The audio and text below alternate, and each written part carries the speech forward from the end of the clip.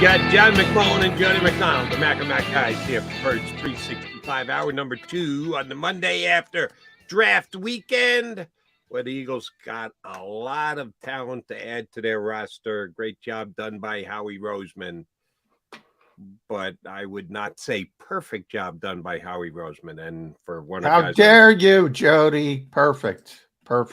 Paul Mancini, be careful, my friend, because if you question the Eagles in any way, shape, or form, you're going to get your wrist slapped, as I have on the stream a little bit here today. He did mention, Paul, that the Eagles did not address wide receiver 3 and or linebacker. They didn't in the draft. They did in the signing of the undrafted free agents. And I did look up where these guys were ranked on my pal Rick Saratella's rankings for all the potential draftees and or undrafted free agents. We talked about the Ben Van Summeren kid from Michigan State, who you said tremendous freakish athlete who still has things to learn about being a linebacker. Can he actually play for the Eagles from the line of scrimmage this year? Don't know. Could he make the team as a special teams specific guy who's just a killer on coverage? Maybe.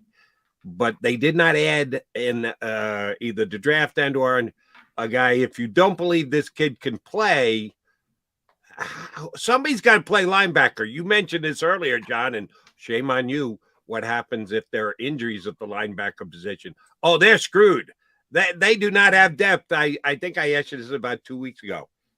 Can Sean Bradley actually play this year? He might have to. I mean, right now, if you look at, the backup to Nakobe Dean would probably be Christian Ellis, and the backup to Nicholas Morrow would be Sean Bradley, the top backup. So, who knows? Maybe Davion Taylor can get back in the mix as well. But right now, if you're doing a depth chart, Christian Ellis and Sean Bradley are your top backups, and they're sprained ankle away from getting on the field. Hunter mentioned, and by the way, Howie Roseman mentioned the health of this team last year. Probably not going to be able to duplicate that. Just law of averages. Linebacker was one of those positions. TJ and Kaiser were healthy the entire season. They played over 2,000, I think it was 2,100 snaps between the two of them. Nakobe Dean, I think the number was 35, 36, somewhere in that. And he made plays during those 35 or 36 snaps. He did. He had that one game where he played a little bit at the end. It was a blowout. It didn't mean, but he was very instinctual. And I talked to him after that game, and he thought he wasn't. I said, that's a good sign, because he was just beelining to the football. No false steps, no anything. That's what I look for at linebackers. The minute you take a false step, doesn't matter how athletic you are. And he was just making really good decisions. So I have a lot of optimism when it comes to Nakobe Dean. Christian Ellis got a few snaps here and there late in the season when they were blowing teams out.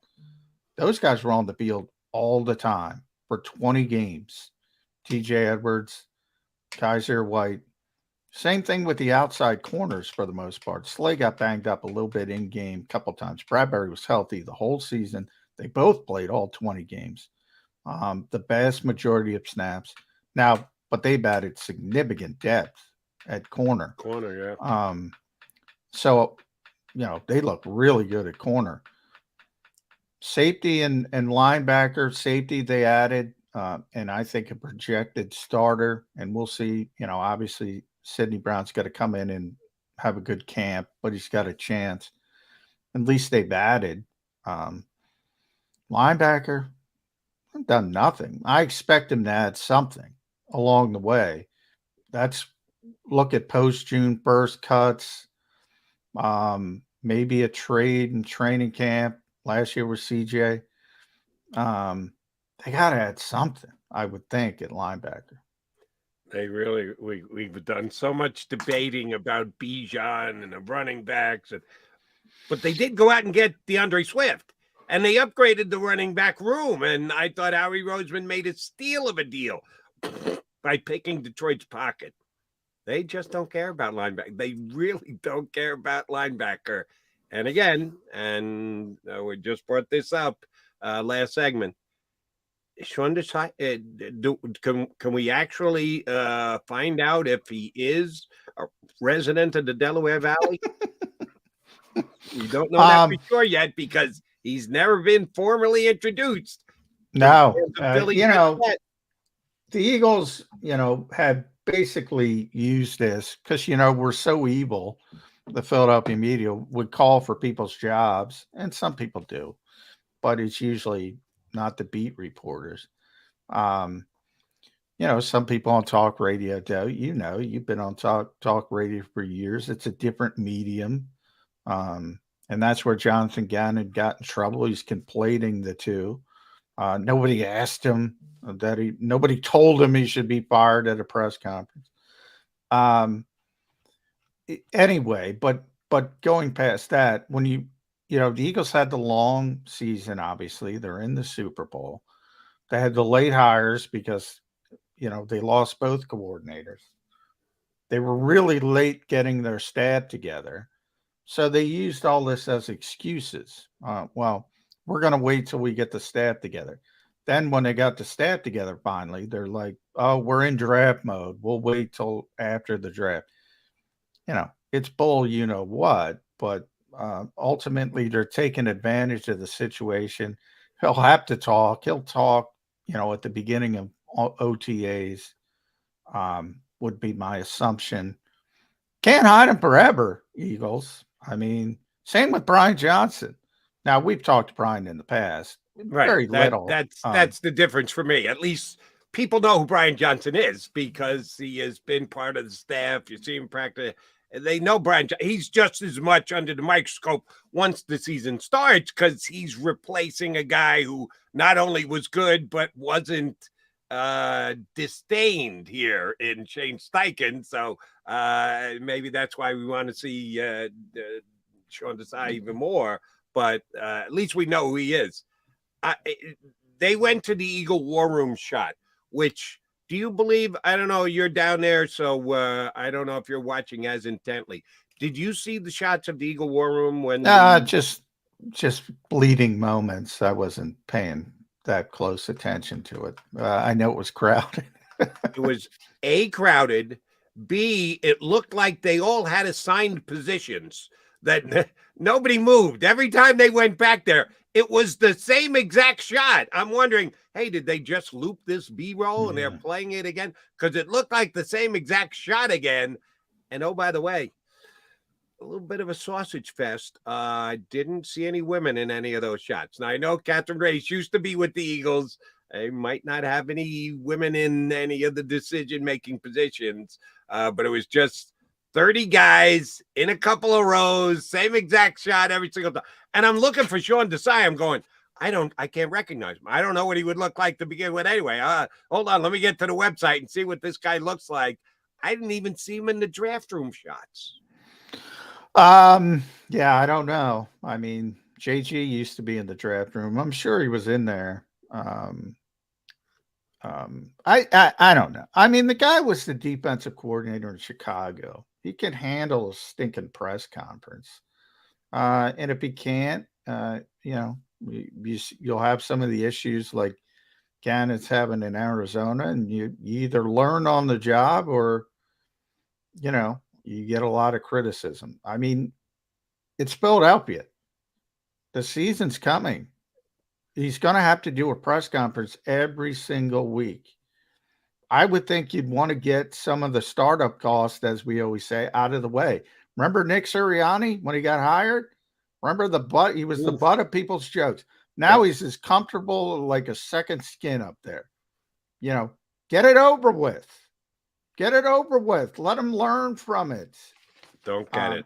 And it doesn't make any sense. I will say, hey, there were people who were ready to run Nick Sirianni out of town.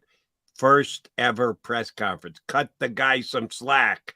And now 2 years later, I think those that said, hey, out, run him out of town. Jonathan Gannon goofing about that, the Philadelphia media want to run him out of town. Oh, no, there were actually people that did want to run Nick Sirianni out of town after his first press conference, much more so than ever Jonathan Gannon. So shame Jonathan Gannon. All right, the other point of Paul Mancini's streaming point was the Eagles didn't address wide receiver 3. They did sign a couple of wide receivers as undrafted free agents. Is that really addressing wide receiver 3? I guess you could make that argument that Joseph Nagata from Clemson and Jaden Hazelwood from Arkansas could jump up and be that good and not only make the team, but get into wide receiver 3 territory. I looked up my guy Saratella's ranking. Nagata was his 31st wide receiver. 30 wide receivers in this draft who he had rated ahead of him. And Hazelwood was the 45th out of Arkansas wide receiver. Just because they don't have a lot of depth at that position either, John. And I would say my guy Greg Ward should be here again next year. But at some point, we got to move on from Greg Ward, right? And maybe one of these 2 young guys is it. You said you would not be surprised if the Eagles made another move at linebacker between now and the first game of the season via trade, via somebody getting cut during camps and the like. They got another wide receiver move in them? You never say never, but I think they're a little bit more comfortable at wide receiver because they did bring in Alameda, who's got, extensive playing time in Atlanta, is a natural slot receiver. So they have a little bit more cushion at receiver. But, yeah, they're always looking to be better. I think they do hope that's not blowing smoke up your you-know-what. They do hope that Quez Watkins has a little bit bounce-back season. They're hopeful of that. They like him better than most of us like him as a player. And I think there's some hope that, he acknowledged he had a bad season. He'll rebound, recover, and get back going in the right direction. But, I mean, if somebody pries loose they're not – it's one of those things. We talked about all those draft-proof players or, whatever you want to call them. Zacchaeus was one of them, the last of them. It doesn't preclude you from doing anything. If you get somebody better, you get somebody better. And, you can move on pretty quickly. But at least it's an insurance policy. They don't have that in all-ball linebacker. Nicholas Morrow's the guy they signed, but he's a starter. He's not an insurance plan. Yeah, he's not the safety net. He's the starting net. Yeah.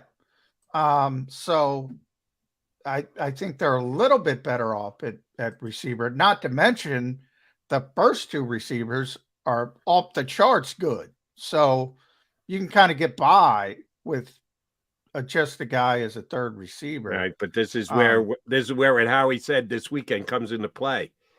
Can we really stay as healthy as we did last year? And I'm looking at you, A.J. Brown, and I'm looking at you, Devonta Smith.